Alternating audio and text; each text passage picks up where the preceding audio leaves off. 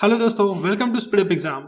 आज से पेरिस में ओलंपिक्स गेम स्टार्ट होने जा रहा है, यानी कि 25 जुलाई से लेके 11 अगस्त तक इनकी डेट रहेगी। और ये जो ओलंपिक्स गेम है वो अगर देखा जाए तो दो भागों में इसको डिवाइड किया जा सकता है। एक तो समर ओलंपिक्स होते हैं और दूसरे होते हैं विंटर ओलंपिक्स। अब समर ओलंपिक्स जो है वो हर 4 साल में होते हैं और मोस्ट रिसेंटली जो हुआ था वो समर ओलंपिक्स हुआ था टोक्यो में 2020 में जिसको होना था, लेकिन कोविड की वजह से उसको 2021 में कर दिया गया था। और उसमें नीरज चोपड़ा ने हमारे लिए गोल्ड मेडल, इंडिया के लिए गोल्ड मेडल हासिल किया था। और नेक्स्ट अभी जो होने वाला है वो 2024 यानी कि जो आज से होने वाला है। उसके बाद में होता है विंटर ओलंपिक्स। ये भी हर 4 साल में होता है, यानी कि अगर अल्टरनेटिवली अगर देखेंगे 2-2 साल के बाद होते हैं, क्योंकि अल्टरनेटिवली समर और विंटर ओलंपिक्स होते हैं।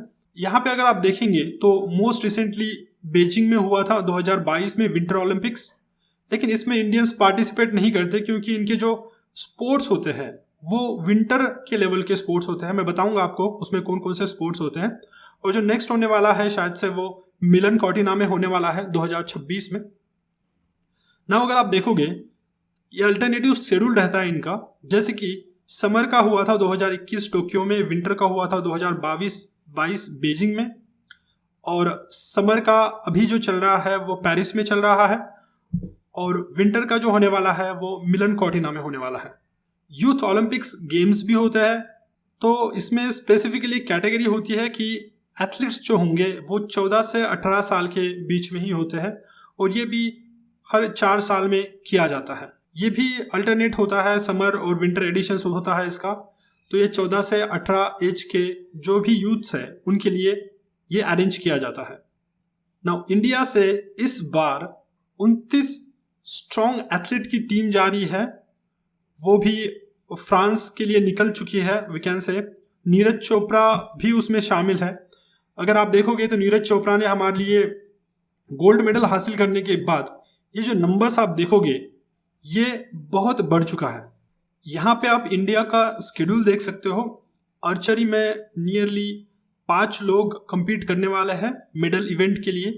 उसके बाद में एथलेटिक्स में 16 लोग compete करने वाले हैं मेडल इवेंट्स के लिए। बैडमिंटन में भी नियरली 4 लोग हैं, बॉक्सिंग में भी 6 लोग हैं।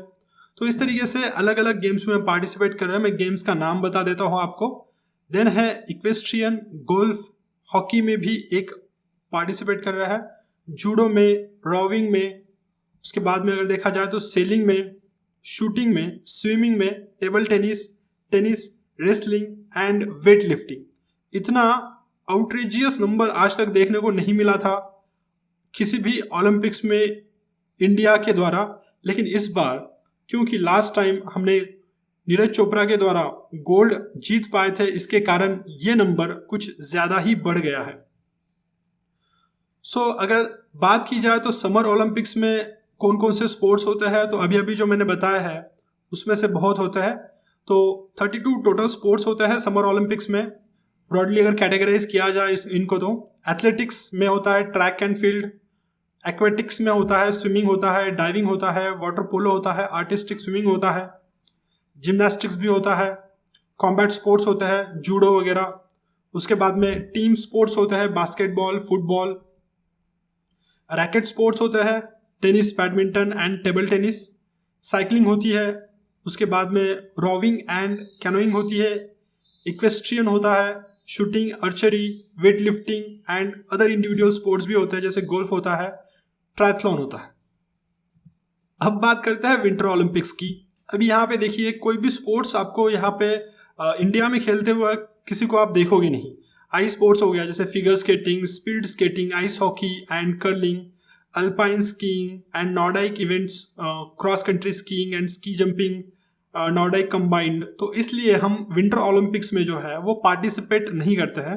फ्री स्टाइल स्कीइंग हो गया, स्नोबोर्डिंग, ये बहुत सारी इसकी लिस्ट है। अगर देखा जाए तो बायथलॉन है, ल्यूज है, और पता नहीं इसका नाम कैसे प्रोनाउंस करूँगा मैं, बॉब्स्ले एंड स्केलेटॉन।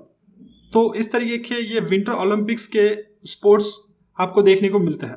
उसके बाद में पैरालंपिक गेम्स होते हैं, यानी कि ये उन एथलीट्स के लिए होते हैं जो डिसेबल्ड हैं। तो अलग से इनकी एक कैटेगरी रखी है इन्होंने। उसके बाद में सामने बढ़ते हैं तो अगर आप देखोगे कि इंडिया ने बहुत अच्छे से परफॉर्म किया था 2021 के टोक्यो में जो समर ओलंपिक्स हुआ था उसमें हमने नियरली 7 मेडल्स टोटल वन किए थे, यानी कि जीते थे हम।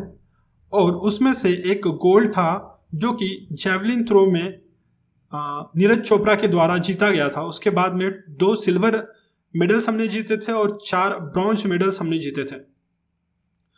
तो इतना आउटरीचियस नंबर आपको क्यों दिख रहा है? क्योंकि इसी वजह से ये हमको दिख रहा है, क्योंकि हम सोच रहे हैं कि हम जीत सकते हैं और डेफिनेटली इंडिया इस बार भी जीतेगा। तो हम आशा करते हैं कि इस बार भी हम जीत के आएंगे और ज़्यादा नंबर ऑफ मेडल्स जो है वो इंडिया के लिए हासिल करेंगे। So thanks for watching the video. Have a nice day.